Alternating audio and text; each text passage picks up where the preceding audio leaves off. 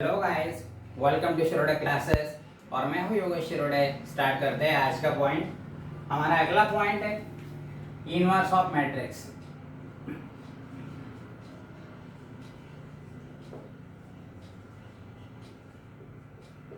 Inverse of matrix होता क्या है? Consider a matrix A. एक मैट्रिक्स दिया हुआ है ए जिसकी ऑर्डर m है। इसका मीनिंग क्या हुआ? उस मैट्रिक्स में m रोज है और m कॉलम्स है। Means that it is a square matrix. Equal number of rows and column है, तो ये क्या है? एक स्क्वायर मैट्रिक्स है। Similarly there exist another matrix b जिसकी भी ऑर्डर m है,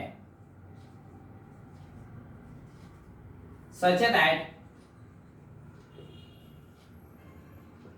a इंटू बी, ए और बी का प्रोडक्ट परफॉर्म किया, या b इंटू ए, बी और ए का प्रोडक्ट लिया। अगर दोनों इक्वल है और दोनों की वैल्यू आइडेंटिटी मैट्रिक्स है, देन उस केस में कह सकते हैं b is called as inverse of a।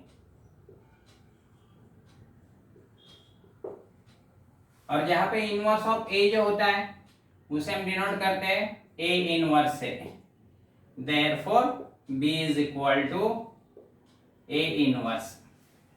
तो यहाँ पे हम इस डेफिनेशन को इस तरह से लिख सकते हैं, now a into a inverse is equal to a inverse into a is equal to I। Now यहाँ पे कुछ पॉइंट हमें नोट करने पड़ेंगे। पहला point, b is inverse of a। इसका मतलब ये भी हो सकता है, इसका a is also inverse of b।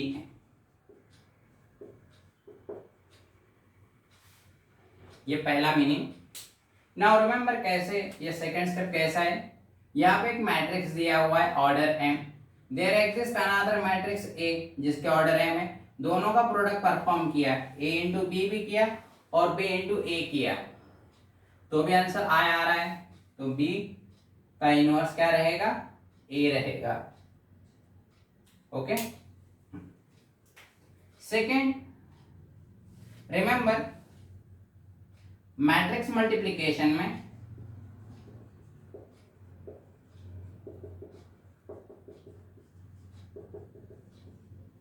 a into B is not equal to b into a। ध्यान में रखिएगा, जो प्रोडक्ट होता है a इंटू बी या b into a, both are not equal. Means that matrix multiplication does not follow commutative law. जैसे normal multiplication में commutative law follow होता है, जैसे 3 इंटू 2 करो या 2 इंटू 3 परफॉर्म करो, 6 आंसर आएगा। लेकिन यहाँ पे दोनों आंसर डिफरेंट आते हैं। But in case of inverse both answer must be equal. और वो क्या होनी चाहिए? आइडेंटिटी मैट्रिक्स होना चाहिए। नेक्स्ट पॉइंट है, अगर कोई भी मैट्रिक्स ए है उसका इनवर्स अगर आपको निकालना है, तो पहली कंडीशन ये होती है कि उसका जो डिटर्मिनेंट है it should be non zero. मतलब that is matrix A must be non singular matrix.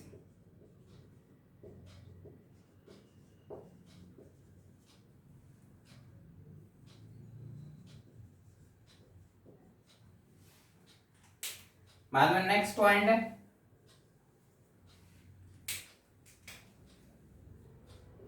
अगर यहां पे एक मैट्रिक्स दिया हुआ है A और उसका inverse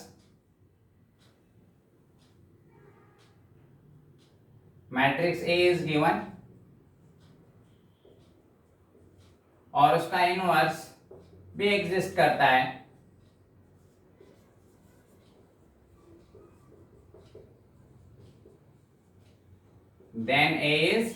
then matrix A is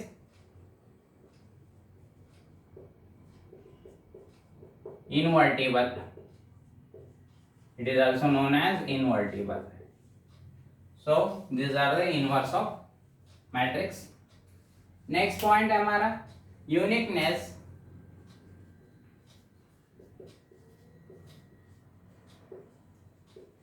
Of inverse of matrix.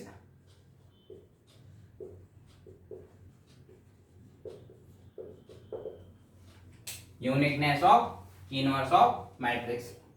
अब यहाँ पे इस पॉइंट में क्या मेंशन किया हुआ है, कोई भी मैट्रिक्स आप लेते हो तो उसका सिंगल इनवर्स मैट्रिक्स आएगा, मतलब मोर देन वन इनवर्स नहीं होते हैं कि कोई भी मैट्रिक्स लीजिए उसका एक ही इनवर्स रहेगा. तो यहाँ पे हमें एक थ्योरम दिया हुआ है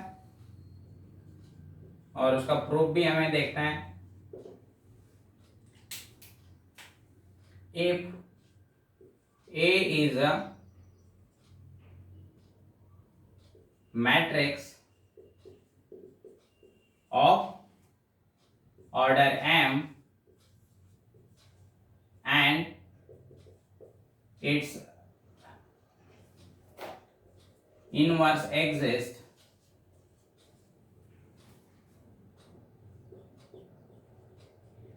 then inverse is unique. Then inverse is unique.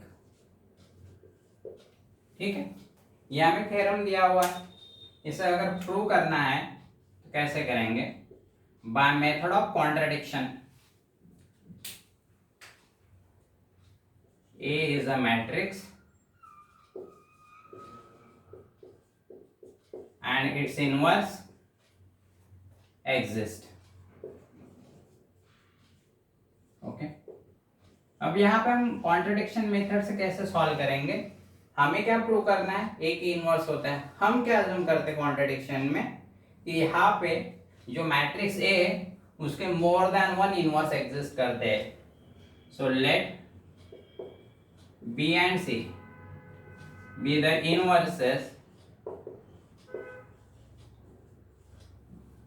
Inverse of matrix A. ठीक है, ये हमने अज्यूम किया है कि बी और सी मैट्रिक्स ए के इनवर्स है. So by definition of inverse matrix,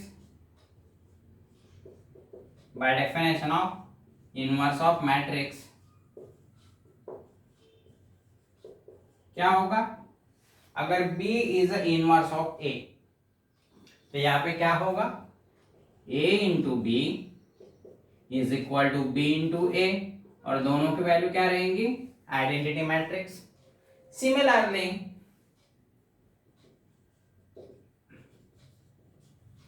C is also inverse of A, तो यहाँ पे वैसे आएगा A into C is equal to C into A is equal to I. Let's it is 1 and 2. Okay, now consider करते हैं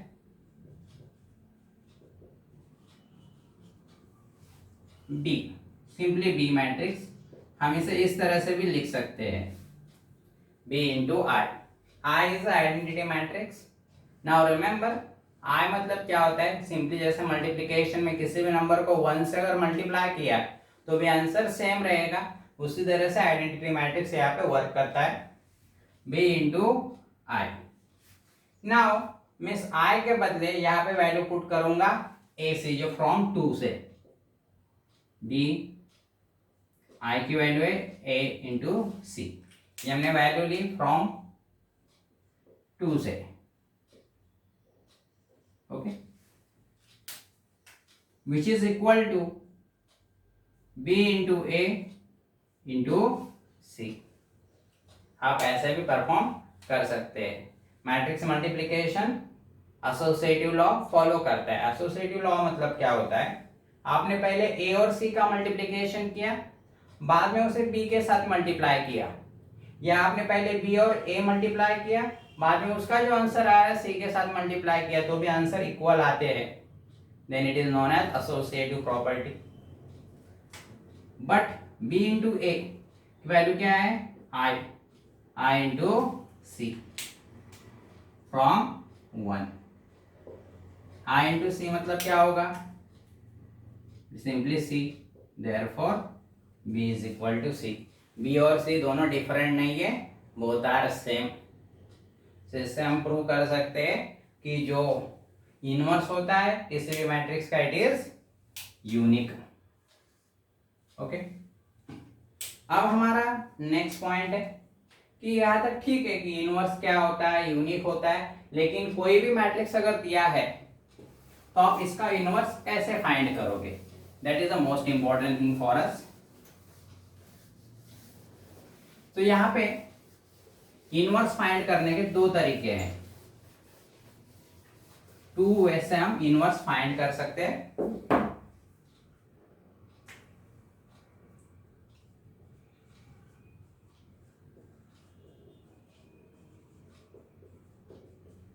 यहाँ पे पहली मेथड है एलिमेंट्री ट्रांसफॉर्मेशन,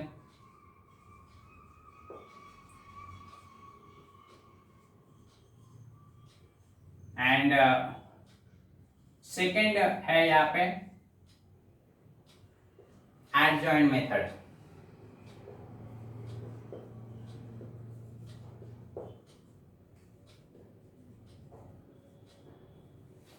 सो यहाँ पे पहली मेथड देखते हैं एलिमेंट्री ट्रांसफॉर्मेशन।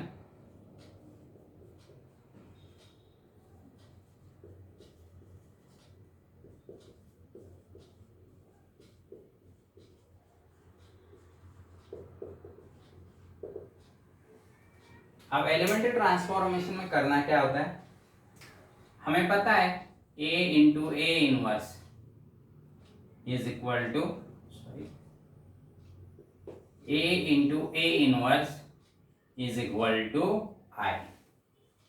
अगर by using elementary transformation,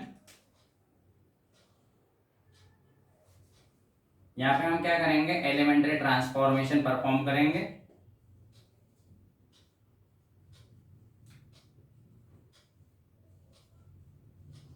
so this ए को हम क्या करेंगे, आई में कन्वर्ट करेंगे, I A inverse is equal to. यहाँ पे जब एलिमेंट्री ट्रांसफॉर्मेशन आप ए पे परफॉर्म कर रहे हैं तो साइमल्टेनियसली राइट हैंड साइड में जो आई है उसके ऊपर भी वो परफॉर्म होंगे। तो मान के चलिए जो आई है वो अनदर मैट्रिक्स में कन्वर्ट हो गया, लेट्स इट इज बी।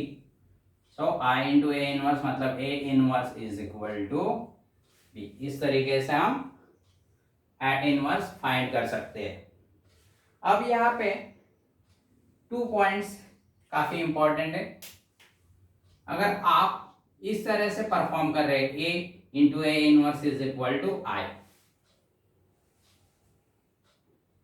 और या पहले A inverse into A is equal to I perform कर रहे हैं, तो दोनों में एक स्लाइट डिफरेंस है।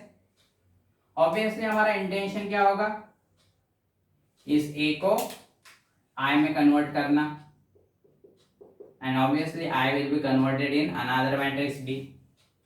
सिमिलरली यहाँ पे हमारा इंटेंशन होगा जो ए है इसको आई में कन्वर्ट करना, एंड दिस आई विल जो आई होगा वो बी में कन्वर्ट हो जाएगा। नाउ रिमेंबर यहाँ पे ए क्या है, प्री फैक्टर है, ए इनवर्स के पहले आता है। सो ए क्या है, प्री फैक्टर, और यहाँ पे ए इनवर्स के बाद आता है मल्टीप्लिकेशन में, नेक्स्ट मल्टीप्लिकेशन के बाद आता है, तो ये होता है पोस्ट फैक्टर। तो जब भी ए प्री फैक्टर हो मतलब मल्टीप्लिकेशन के पहले आता हो, तो यहाँ पे हमें कंपल्सरी रो ट्रांसफॉर्मेशन यूज करने हैं।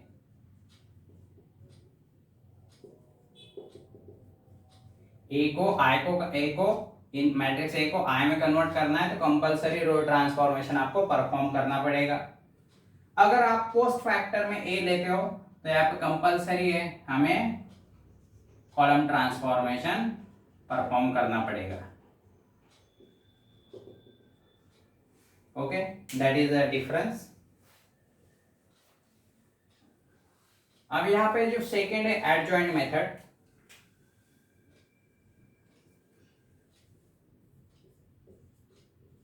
ये काफी स्ट्रेट फॉरवर्ड मेथड है, थोड़ी सी लेंदी है लेकिन स्ट्रेट फॉरवर्ड है। यहाँ पे आपको काफी सारे ट्रांसफॉर्मेशन परफॉर्म करने होते हैं, यहाँ पे एडजॉइंट में जो स्टेप दिए वो परफॉर्म करनी होती है। तो सबसे पहले हमें कुछ पॉइंट समझ लेने पड़ेंगे। मान लीजिए एक मैट्रिक्स दिया हुआ है ए, तो उसका एलिमेंट हम कैसे डिनोट करेंगे? ए आई जे। आई का इंडिकेट करेगा जो एलिमेंट है उस एलिमेंट का रो नंबर, जे का इंडिकेट करेगा उस एलिमेंट का कॉलम नंबर। अब हमें यहाँ पे पहला पॉइंट इंपॉर्टेंट है, माइनर। अब हमें मान के चलिए minor of A I J find करना है, तो इसको डिनोट करते हैं M I J, minor of element A, जैसे इस तरह से डिनोट करते हैं। अब करना क्या होता है माइनर निकालते समय, ये जो मैट्रिक्स है इसे हम डिटरमिनेंट के फॉर्म में निकलेंगे। अब यहाँ पे क्या करेंगे, ये जो ए एलिमेंट है ओरिजिनल मैट्रिक्स कैपिटल ए में जहां पे भी होगा उस रो को और उस कॉलम को डिलीट करेंगे।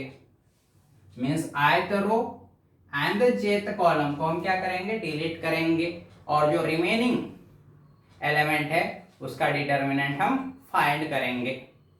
जैसे फॉर एग्जांपल सपोज एक मैट्रिक्स दिया हुआ है, दिस इज 1 2 3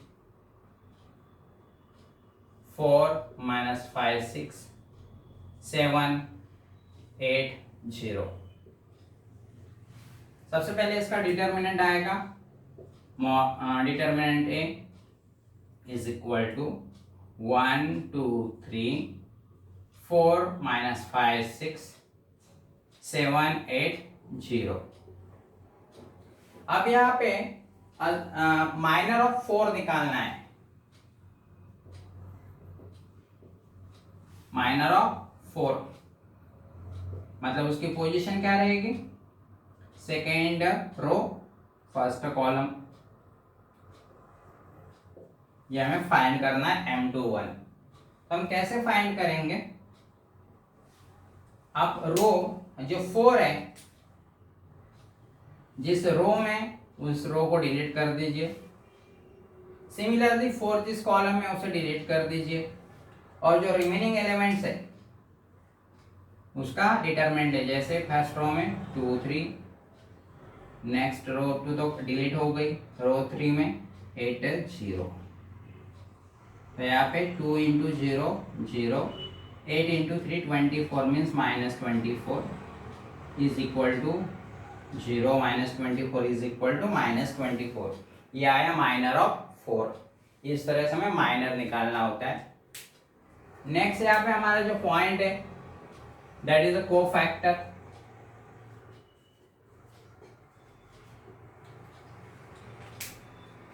हमें एक एलिमेंट दिया है ए आई जे, उसका कोफैक्टर निकालना है, तो इसे डिनोट करेंगे ए आई जे। अब इसका जो फॉर्मूला होता है, क्या है इसका formula, A I J is equal to -1 raise to I plus J into minor of A I J. Now remember, अब कोफैक्टर होता है क्या है, सिंपली हम फिर से ये एग्जांपल कंसिडर करते हैं। यही वाला एग्जांपल, हमें कोफैक्टर ऑफ 4 फाइंड करना है।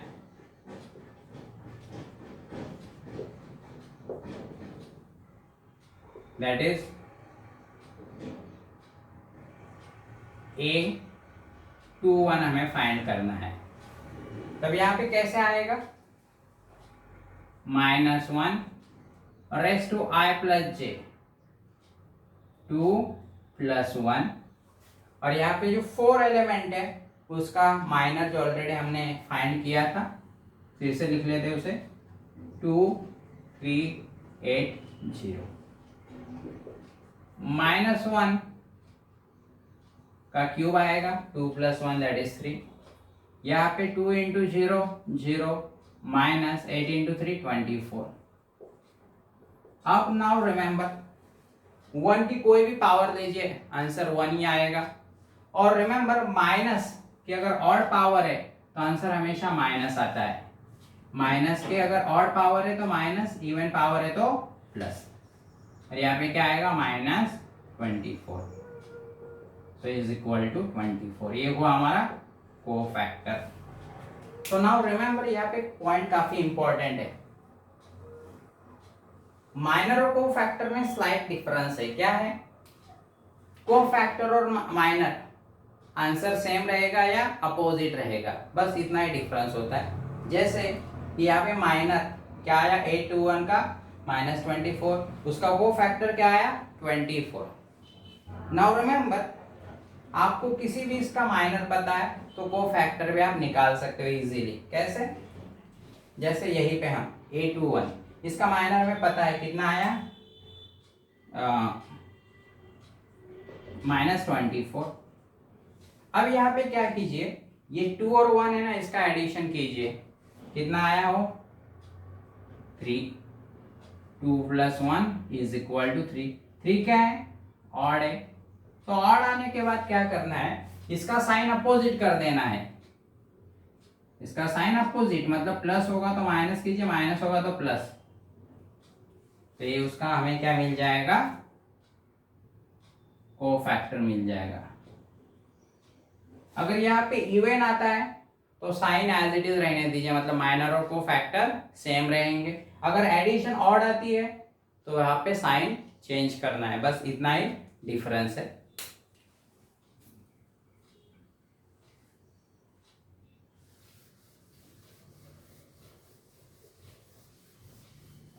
सो यहाँ पे अभी नेक्स्ट हमारा कॉन्सेप्ट है matrix of cofactors.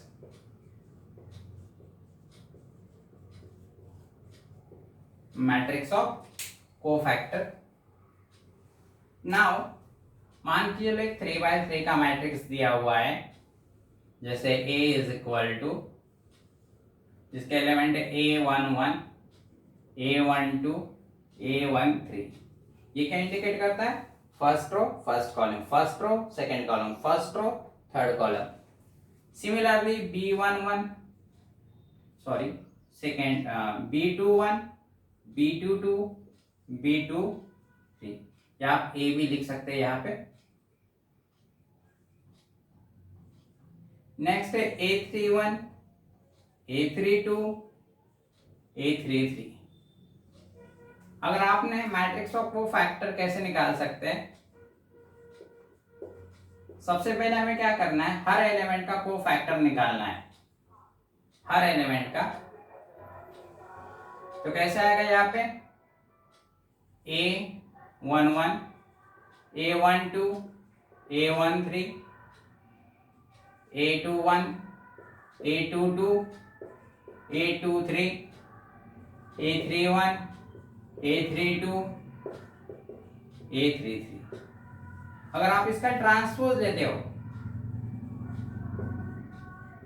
Transpose of matrix of cofactors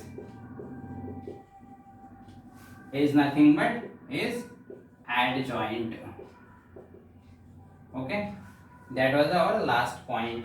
और हमें adjoint मेथड से हम क्या कर सकते हैं, इनवर्स ऑफ मैट्रिक्स फाइंड कर सकते हैं। सो नेक्स्ट वीडियो में हम देखेंगे इसके ऊपर जो एक्सरसाइज है वो हम सॉल्व करेंगे। सो फिर मिलेंगे इसी चैनल पे, तब तक के लिए good bye, take care, thank you.